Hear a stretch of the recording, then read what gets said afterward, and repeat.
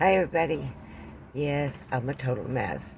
We're out in the car, the windows are open, it's a hot day, it's actually muggy, and we got some high winds.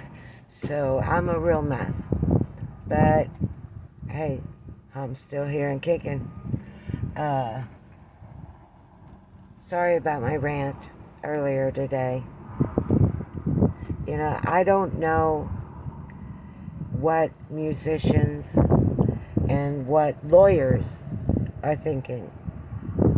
I understood why they had to be so harsh on the CD revolution because kids were stealing them left and right. I remember it quite well. It infuriated me. It's not right. But what I was talking about was that they put their music out there. It's just a little promo clip of music for us to play around with, the populace. But if we share it with that music in it, we are breaking the law. And I don't think that's right. Without us, the fans of their music, they'd have nothing. They'd probably be homeless. I mean, think about it. I sure wish they would. I love my music, don't get me wrong. And I come from an era where 60s, 70s, 80s, 90s, 2000s, and beyond. Those are all my genres. And let me tell you something.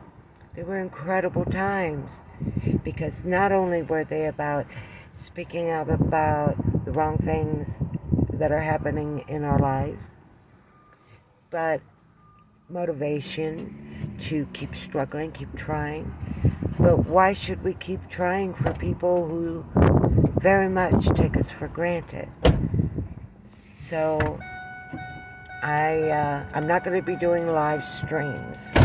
I will do my own little recordings, and that's it until something else changes, because I'm not going to keep creating all these beautiful pieces of artwork and promote these wonderful singers and songwriters who get credit in the videos because their stamp is right there on the music that is playing, says who the music belongs to.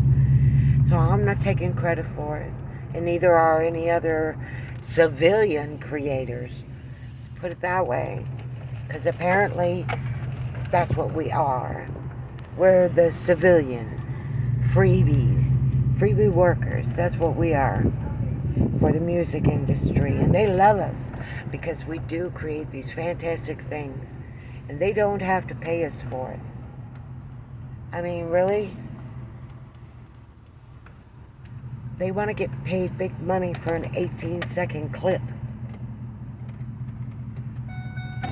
that somebody is probably going to voice sync to, or maybe even do some AI art, and those things actually do quite well on YouTube, all the social medias, except for maybe Instagram, and that's the hoochie channel is what I call it. That's where everybody goes to get laid, when they're looking for a sugar daddy or a honey bun or something along those lines. I'm an old lady. I'm an old lady. I like my nookie. Don't get me wrong. But I don't do the marathon thing anymore. Okay? So, for all you kids, I'm keeping it PG. But I've also had people comment that some of my videos are weird. That I'm weird. And I think about it, and yes, I am. I don't know anybody who is like me. And I suppressed so much darkness within myself, and I found freedom in the creations that I was making on TikTok. And now I'm finding it's a hindrance because They're taking it too far. It's excessive. It's excessive censorship on material that is out there for free public use.